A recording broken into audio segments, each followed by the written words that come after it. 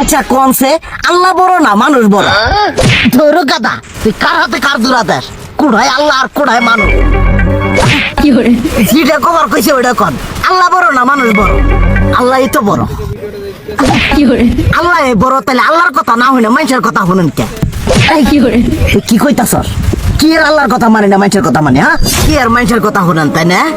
আপনি যে ওই দিনকে ডায়াবেটিসের রোগ নিয়ে যে হাসপাতালে গেলেন, ডাক্তার আপনার কত কিছু খাবার না করলো, সব কিছু না খাই এখন চলতেছেন, তাহলে আল্লাহ যে আপনারে কইছে যে হারাম খাবার না, সুদ খাবার না, কই আপনি তো কাম কাজ বাদ দিয়ে এলাকার আমাদের টাকা পয়সা না গায়ে খালি ওইলে দিয়েই খান, নিজেরা টেও হালাল ভাবে কামাই করেন না, ওই সুদও তো না কটা টিয়া করে লাভ আহে ওইলে দিয়ে দিয়ে চলেন আর পেটা বড় বানাইছেন।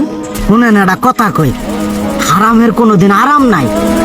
হালাল পথে রুজি রোজগার করেন, প্রয়োজনে এড়া বেলা কম খায়েন, তাও শরীর পিণ্ডও ভালো থাকবো, কোনো রোগ বেদও হবো না, আরামও পাবেন, আল্লাহও খুশি থাকবো। তুই আমার এইভাবে বুঝাবি আগে কইলি না কে? আসলে এই বিষয়টা তো আমি কখনো মাথায় এইভাবে নিইনি যে আমাদের কখনো ডাক্তার নিষেধ করলে ঠিকই আমরা নিষেধ মানি, কিন্তু উপর আল্লাহ কত কিছু নিষেধ করে দিয়ে সেটা মানি না। আর এই যে হারাম পথে টিয়া পয়সা কামাই করতেছেন, শরীরের মধ্যে দুনিয়া রোগ ব্যাত হয়েছে, দেখা যাইতেছে যা টিয়া হারাম পথে কামাই করতেছেন তার তো বেশি টিয়া মনে করেন জ্বলে যাইতেছে গা বেশি। আজকের পর থেকে আমি আর এই হারাম সুদ খামো না, আমি হালাল পথে চলবো, হালাল টাকা পয়সা ইনকাম করবো। এতে করে যদি একবেলা কমও খাইতে হয় তবুও খামো, তবু আমি আর এই হারাম পথে চলবো না। আচ্ছা ঠিক আছে।